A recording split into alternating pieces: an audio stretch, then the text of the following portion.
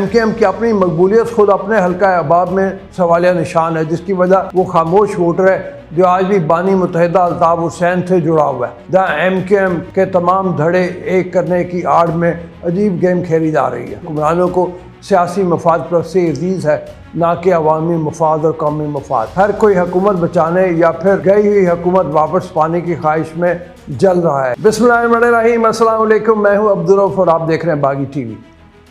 پاکستان کے حالات ایسے موڑ پر پہلے کبھی نہیں پہنچے تھے۔ رد الفساد سے لے کر ضرب عض تک بہت آپریشن ہوئے، ہر آپریشن نے کامیابیاں حاصل کی، لیکن وقت نے بتایا کہ وہ کامیابیاں وقتی تھیں، وہ خوشیاں عارضی تھیں۔ یہ ناگ پھر سر اٹھانے لگتے ہیں۔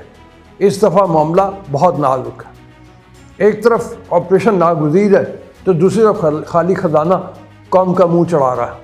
اب آپریشن کریں یا قرضے واپس کرنے والوں کے پیچھے دوڑیں کہ ہمارے قرضے معاف کر دو۔ اب آپریشن کریں یا غریب عوام کے لیے روٹی سستی تلاش کریں۔ اب آپریشن کریں یا معیشت کو سنبھالا دیں۔ یہ تکلیف دہ فیصلہ اس سے پہلے کبھی درپیش نہیں آیا۔ اب ہمیں ایک مختلف نوع فیصلہ درپیش ہے۔ موجودہ معاشی حالات میں اب جب غریب کا چولہا بجھ گیا ہے، جب فلاح کے سارے وعدے خام ہو گئے ہیں، تو ایسے میں مستقبل کی فکر کرنے کی فرصت کیسے ہے؟ اب 2 وقت کی روٹی کھائیں یا ملک بچائیں؟ اس سوال سے جواب میں لاکھوں سوال پوشیدہ ہیں اور ہر سوال کے دامن میں کانٹے ہی کانٹے ہیں۔ بے روزگاری کی حالت یہاں تک پہنچ چکی ہے کہ اعلیٰ تعلیم یافتہ لوگ بھی معمولی سے معمولی چند ہزار کی نوکری کے لیے مارے پھر رہے ہیں۔ بڑھتی آبادی اور روز روز کے دھرنوں کے تناظر میں اسلام آباد پولیس میں وفاقی حکومت نے 1600 کانسٹیبلز کی بھرتی کا فیصلہ کیا۔ اب سب کو یہ جان کر حیرت ہوگی کہ صرف 1600 اسامیوں کے لیے تقریباً 1.5 لاکھ نوجوانوں نے آن لائن درخواستیں دی، جن میں ہزاروں کی تعداد میں ماسٹر ڈگری ہولڈر بھی تھے۔ ہم جانتے ہیں کہ ایک کانسٹیبل کی تنخواہ کتنی قلیل اور ڈیوٹی کتنی مشکل ہے۔ انہیں جون جولائی کی شدید گرمی کی دوپہر میں یا پھر دسمبر کی سرد راتوں میں چیک پوسٹ پر کھڑا رہ کر ایسے عالم میں ڈیوٹی دینا پڑتی ہے کہ کسی بھی وقت کوئی خودکش حملہ آور آ کر ان کے ساتھ چمٹ سکتا ہے یا پھر وہ کسی کی نامعلوم گولی کا نشانہ بن سکتا ہے۔ پولیس کانسٹیبل اپنے گھر اور بچوں سے مہینوں دور رہتا ہے۔ اب اگر جان خطرے میں ڈالنے والی اور کم تنخواہ والی کانسٹیبل کی 1600 اسامیوں کے لیے 1.5 لاکھ نوجوان، جن میں اعلیٰ تعلیم یافتہ نوجوان بھی شامل سے درخواستیں دیتے ہیں، تو اس سے اندازہ لگایا جا سکتا ہے کہ اس ملک میں بے روزگاری کی حالت کیا ہے۔ 1.5 لاکھ یہ جو نوجوان ہیں، ان کی اسکروٹنی کی گئی، قد چھاتی اور دوڑ کے مقابلوں میں جنہوں نے رہ جانا تھا وہ باہر رہ گئے اور 28,000 کے قریب امیدوار باقی بچے۔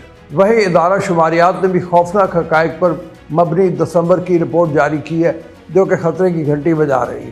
دسمبر کے دوران ملکی تجارتی خسارے میں 2.36% اضافہ ہوا اور برآمدات 3.64% اور درآمدات 0.41% کم رہیں۔ ادارہ شماریات نے ماہانہ تجارتی اعداد و شمار جاری کر دی ہے۔ ادارہ شماریات کے مطابق ماہانہ بنیاد پر دسمبر کی ملکی برآمدات 2.30 کروڑ رہیں، جبکہ درآمدات 3.10 کروڑ ریکارڈ کی گئی۔ اعداد و شمار کے مطابق دسمبر میں سالانہ بنیاد پر تجارتی خسارے میں 40.68% کمی آئی۔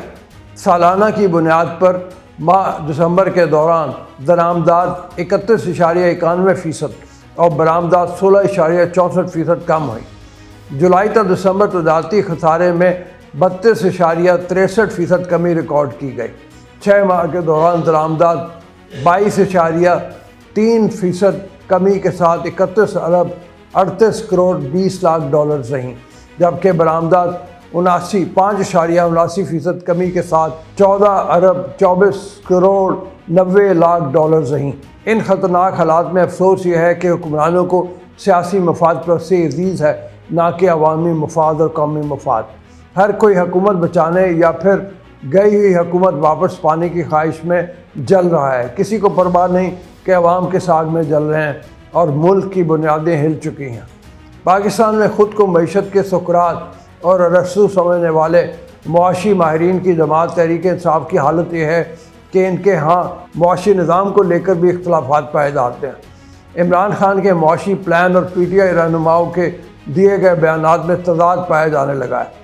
سابق وزیر اعظم عمران خان کہتے ہیں کہ IMF کے پاس جانے کا اگر فیصلہ کیا جائے تو ان کا حکم ماننا پڑتا ہے اور پھر اپنے فیصلے خود نہیں کر سکتے، خود مختاری کا ایشو پیدا ہوتا ہے۔ دوسری جانب ایک انٹرویو میں پارٹی رہنما فواد چودھری نے کہا کہ دوسری بار PTI کی حکومت آئی تو IMF کے پاس تو جانا ہی پڑے گا۔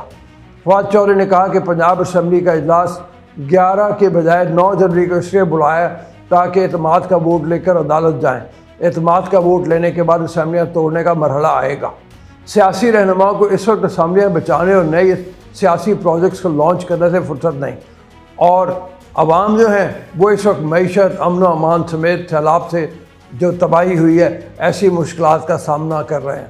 ملک کے سب سے بڑے شہر کراچی میں اس وقت عجیب سیاسی ماحول بنا ہوا ہے، جہاں MKM کے تمام دھڑے ایک کرنے کی آڑ میں عجیب گیم کھیلی جا رہی ہے۔ پاک سرزمین پارٹی نے MKM میں شمولیت کے معاملے پر آج جنرل ورکرز اجلاس طلب کر لیا، جس میں MKM کے احتجاج میں شرکت اور پارٹی میں شمولیت کے پر کارکنوں کی رائے لیے جانے کا امکان ہے۔ گزشتہ روز MKM کا وفد پاک سرزمین پارٹی کے مرکز پاکستان ہاؤس آیا تھا، جہاں وفد نے مصطفیٰ کمال کو 9 جنوری کو احتجاج میں شرکت اور پارٹی میں شمولیت کی دعوت دی تھی۔ اس حوالے سے آج سینئر صحافی مظہر عباس نے اپنے کالم میں MKM پروجیکٹ سے متعلق تفصیلی گفتگو کی ہے۔ ان کا کہنا ہے کہ اس وقت MKM اپنی بقا کی آخری جنگ لڑ رہی ہے۔ اس کا اپنا ووٹ بینک اب 3 یا 4 حصوں میں تقسیم ہو چکا ہے، جن میں PTI، تحریک لبیک اور جماعت اسلامی نمایاں ہے۔ اس کے علاوہ MKM کی اپنی مقبولیت خود اپنے حلقہ احباب میں سوالیہ نشان ہے، جس کی وجہ وہ خاموش ووٹر ہے جو آج بھی بانی متحدہ الطاف حسین سے جڑا ہوا ہے۔ بظاہر اداروں کا رویہ MKM لندن کے بارے میں اب بھی خاصا سخت ہے، جس کا اندازہ اس سے لگایا جا سکتا ہے کہ وہ ماضی کی MKM اور الطاف حسین کی ہر نشانی کو ختم کرنا چاہتے ہیں، چاہے وہ عزیز آباد میں ان کی رہائش گاہ 90 ہو، 90 ہو یعنی جو آفس ہے، اور یا خورشید محل ہال ہو، جناح پارک ہو، یا یادگار شہداء۔ مظہر عباس لکھتے ہیں کہ نئے MKM پروجیکٹ کو چند شرائط بھی دی گئی ہیں۔ شرائط میں شامل ہے کہ رابطہ کمیٹی جلد ختم کی جائے گی، ماضی کی طرح کوئی تنظیمی سینٹر یونٹ انچارج نہیں ہوں گے، نہ ہی الخدمت فاؤنڈیشن کو ماضی کی طرح چندہ جمع کرنے کی اجازت ہوگی۔ یہ ایک مختصر سا خلاصہ ہے MKM پروجیکٹ کا، وہ بھی شاید اس لیے لایا جا رہا ہے کیونکہ PTI اور اسٹیبلشمنٹ کے معاملات تاحال کشیدہ ہیں، مگر آپ کو یہ جان کر حیرت ہوگی کہ اداروں میں پریشانی صرف PTI کی وجہ سے نہیں بلکہ پاکستان پیپلز پارٹی اور سندھ حکومت کی وجہ سے بھی ہے، چونکہ چند ماہ قبل بلدیاتی الیکشن کے پہلے مرحلے کے نتائج سے اس کا امکان بڑھ گیا ہے کہ شہری سندھ بشمول سکھر، میرپور خاص اور حیدرآباد میں بھی PPP کے میئر منتخب ہو سکتے ہیں۔ 15 جنوری کو اگر بلدیاتی الیکشن ہو جاتے ہیں تو مقابلہ PTI، PPP اور جماعت اسلامی میں ہونے کا زیادہ امکان ہے۔ MKM پروجیکٹ کی اصل وجہ ماضی کے پروجیکٹ پاک سرزمین پارٹی PSP کی 2016 کے بعد سے انتخابی ناکامی ہے۔ وہ اسی سال فروری میں مائنس الطاف اور مائنس MKM فارمولہ لائے تھے۔ اداروں کے اندر اب بھی سابق میئر اور PSP کے سربراہ مصطفیٰ کمال کو قدر کی نگاہ سے دیکھا جاتا ہے، مگر ان کا اینٹی الطاف بیانیہ عوامی پذیرائی حاصل نہ کر سکا۔ دوسری طرف 22 اگست سے پیدا شدہ صورتحال کو طاقتور حلقوں نے اس بے دردی سے استعمال کیا جس سے MKM لندن اور الطاف کے لیے ہمدردیاں زیادہ پیدا ہونے لگیں۔ ایک طرف MKM پروجیکٹ پر کام جاری ہے، وہاں پنجاب کی صورتحال سیاسی طور پر بحران کا شکار ہے، اور ساتھ ساتھ بلوچستان اور KPK میں امن و امان کے مسائل سنگین ہو چکے ہیں، جو کہ اب عالمی دنیا میں بھی اس بات کا ادراک آ گیا ہے کہ پاکستان کو 2013 سے پہلے والے مسائل کا سامنا ہو رہا ہے۔ اسی حوالے سے امریکہ نے بھی ایک بیان جاری کیا۔ امریکی محکمہ خارجہ کے ترجمان نیڈ پرائس نے کہا ہے کہ دہشت گردی کے خلاف دفاع کرنا پاکستان کا حق ہے۔ پاکستانی عوام نے دہشت گرد حملوں سے شدید نقصان اٹھایا ہے۔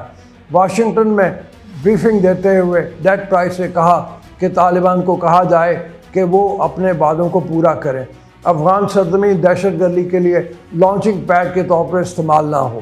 نیڈ پرائس کا کہنا تھا کہ ہم جائزہ لے رہے ہیں کہ طالبان کے فیصلوں کے خلاف کیا اقدامات لیے جا سکتے ہیں۔ امریکی محکمہ خارجہ کے ترجمان نے خبردار کیا کہ یہ پہلے ہی کہہ چکے ہیں کہ امریکہ کی طرف سے رسپانس دیا جائے گا۔ بہرحال امید تو یہی کی جا رہی ہے، دعا بھی ہے کہ نیا سال جس قدر چیلنجز کے ساتھ آئے اس کا اختتام اتنا ہی پرسکون ہو اور ملک کے مسائل پر قابو پانے کے لیے کوئی مساق کام آ جائے۔ اب تک کے لیے اتنا ہی، جانے سے پہلے آپ سے گزارش ہے کہ چینل کو سبسکرائب کریں، ویڈیو کو لائک کریں، شیئر کریں اور کمنٹ سیکشن میں اپنا فیڈ بیک ضرور دیں۔ اللہ آپ کا حامی و ناصر ہو۔